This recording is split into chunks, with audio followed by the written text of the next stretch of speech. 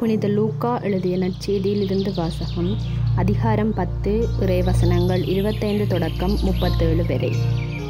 அக்காலத்தில் திருச்சட்ட அறிஞர் ஒருவர் எழுந்து இயேசுவை சோதிக்கும் நோக்குடன், போதகரே, நிலைவாழ்வை உரிமையாக்கிக் கொள்ள நான் என்ன செய்ய வேண்டும் என்று கேட்டார். அதற்கு இயேசு, திருச்சட்ட நூலில் என்ன எழுதியிருக்கிறது?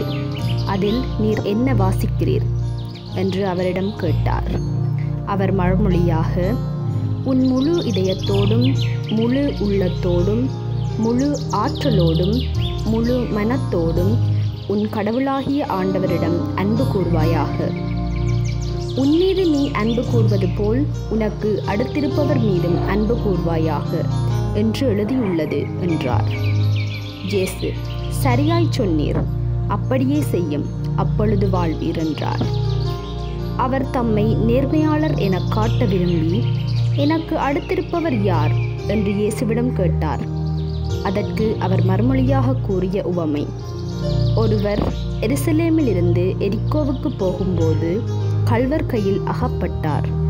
அவருடைய ஆடைகளை அவர் உரிந்து கொண்டு அவரை அடித்து குற்றுயிராக விட்டு போனார்கள். குரு ஒருவர் தற்செயலாய் அவ்வழியே வந்தார். அவர் அவரை கண்டதும் மறுபக்கம் விலகிச் சென்றார்.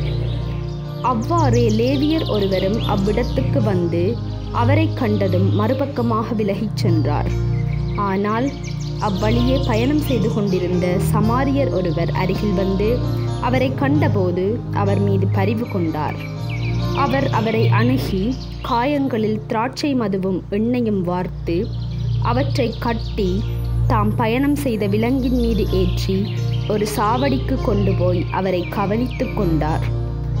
மறுநாள் 2 தெனாரியத்தை எடுத்து சாவடி பொறுப்பாளரிடம் கொடுத்து, இவரை கவனித்து கொள்ளும், இதற்கு மேல் செலவானால் நான் திரும்பி வரும்போது உமக்கு தருவேன் என்றார்.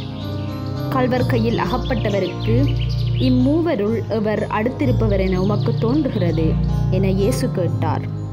அதற்கு திருச்சட்ட அறிஞர், அவருக்கு இரக்கம் காட்டியவரே என்றார். இயேசு, நீரும் போய் அப்படியே செய்யும் என்று கூறினார். இது கிறிஸ்து வழங்கும் நற்செய்தி. கிறிஸ்துவே உமக்கு புகழ்.